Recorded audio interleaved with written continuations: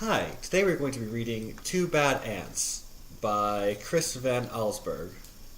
Before we start, what do you notice about the cover? Good, yeah. There are ants on it, some grass. The art is interesting with the lines. Now, how can an ant be bad? Does it bite you? That's a good answer. How many of you have been bitten by ants? Yeah, that's what I thought. All of you. Okay, let's get to the book. First, we're going to look through some pictures.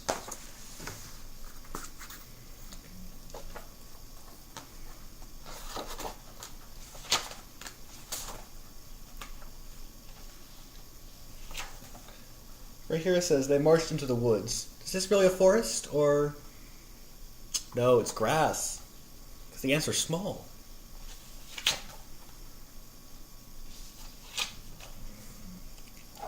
The end of the forest of the mountain. That's not a mountain, is it? Nah, you see it. Alright, let's read the book now. How about it? Okay. At the start. Two Bad Ants. The news traveled swiftly through the tunnels of the Ant Kingdom. A scout had returned with a remarkable discovery. A beautiful sparkling crystal. When the scout presented the crystal to the Ant Queen, she took a small bite, and then quickly ate the entire thing. She declared it the most delicious food she had ever tasted. Nothing could make her happier than to have more, much more. The ants understood. They were eager to gather more crystals because the Queen was the mother of them all. Her happiness made the whole ant nest a happy place. It was late in the day when they departed. Long shadows stretched around the entrance to the Ant Kingdom.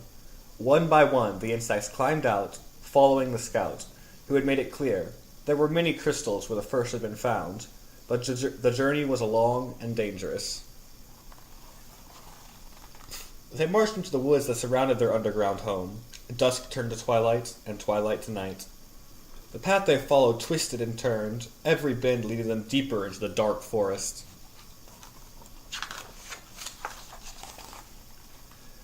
More than once, the line of ants stopped and anxiously listened for the sounds of hungry spiders. But all they heard was the call of crickets echoing through the woods like distant thunder.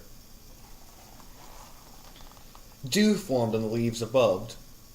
Without warning, huge cold drops fell on the marching ants.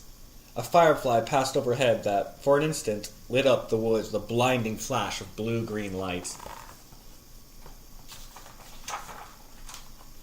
At the edge of the forest stood a mountain. The ants looked up and could not see its peak. It seemed to reach high into the heavens.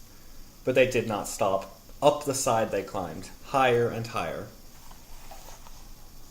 The wind whistled through the cracks of the mountain face. The ants could feel its force bending their delicate antennae. Their legs grew weak as they struggled upward. At last they reached a ledge and crawled through a narrow tunnel.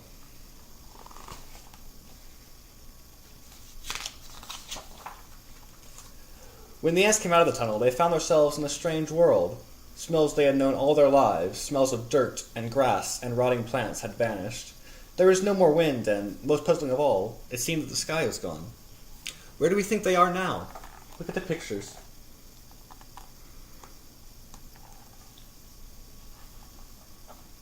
They crossed smooth, shiny surfaces, then followed the scout up a glassy, curved wall.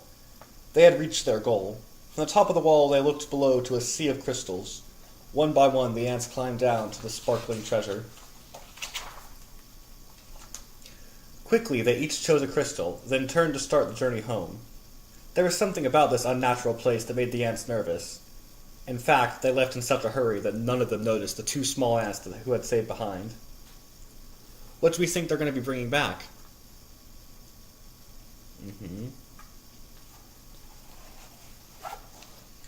Why go back? One asked the other. This place may not feel like home, but look at all these crystals. You're right, said the other. We can stay here and eat this tasty treasure every day, forever. So the two ants ate crystal after crystal until they were too full to move and fell asleep. Now what do we think is going to happen to those two ants? Probably nothing good, you're right. Daylight came. The sleeping ants were unaware of changes taking place in their newfound home. A giant silver scoop hovered above them, then plunged deep into the crystals. It shoveled up both ants and the crystals and carried them straight into the air. The ants were wide awake when the scoop turned, dropping them from a frightening height.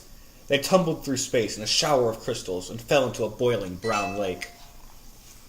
Now, what do we think that is? Then the giant scoop stirred violently back and forth. Crushing waves fell over the ants. They paddled hard to keep their tiny heads above water, but the scoop kept spinning the hot brown liquid. Around and around it went, creating a whirlpool that sucked the ants deeper and deeper. They both held their breath and finally bobbed to the surface, gasping for air and spitting mouthfuls of the terrible, bitter water.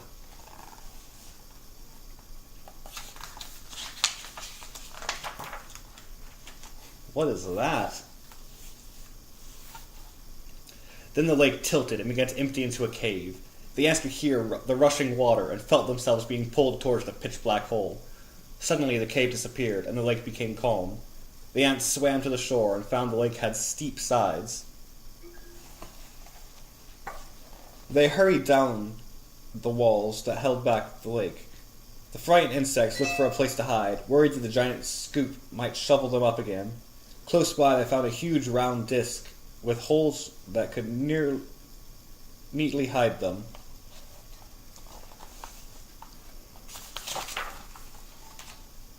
But as soon as they had climbed inside, their hiding place was lifted, tilted, and lowered into a dark space. When the ants climbed out of the holes, they were surrounded by a strange red glow. It seemed to them that every second the temperature was rising. It soon became unbearably hot, that they thought they would soon be cooked. But suddenly the disc they were standing on rocketed upward, and the two ants went flying into the air.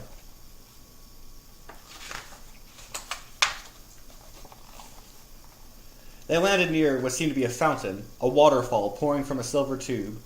Both ants had a powerful thirst and longed to dip their feverish heads into the refreshing water. They quickly climbed along the tube. The closer they got to the rushing water, the ants felt a cool spray. They tightly gripped the shiny surface of the fountain and slowly leaned their heads into the falling stream.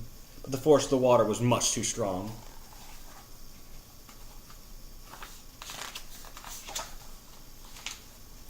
The tiny insects were pulled off the fountain and plunged into a wet, dark chamber.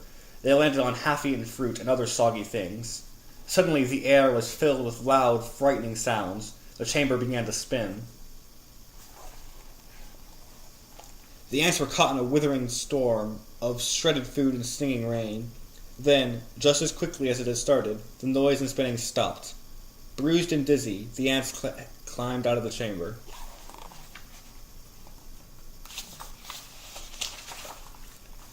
In daylight once again, they raced through puddles and up a smooth metal wall. In the distance, they saw something comforting, two long, narrow holes that reminded them of the warmth and safety of their old underground home. They climbed up into the dark openings. But there was no safety in these holes. A strange force passed through the wet ants. When they were stunned senseless and blown out of the holes like bullets from a gun. When they landed, the tiny insects were too exhausted to go on. They crawled into a dark corner and fell fast asleep.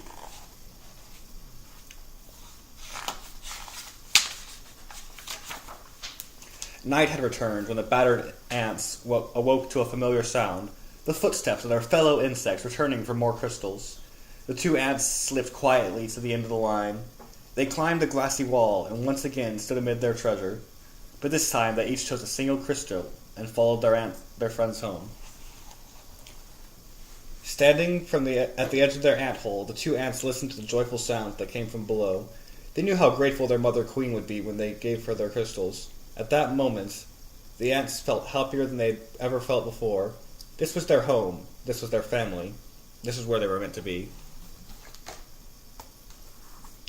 Okay, now that we've read that story, I want you to come up with a different point of view of the story. Let's say maybe a spider that was watching them go throughout the house, or another ant from the colony.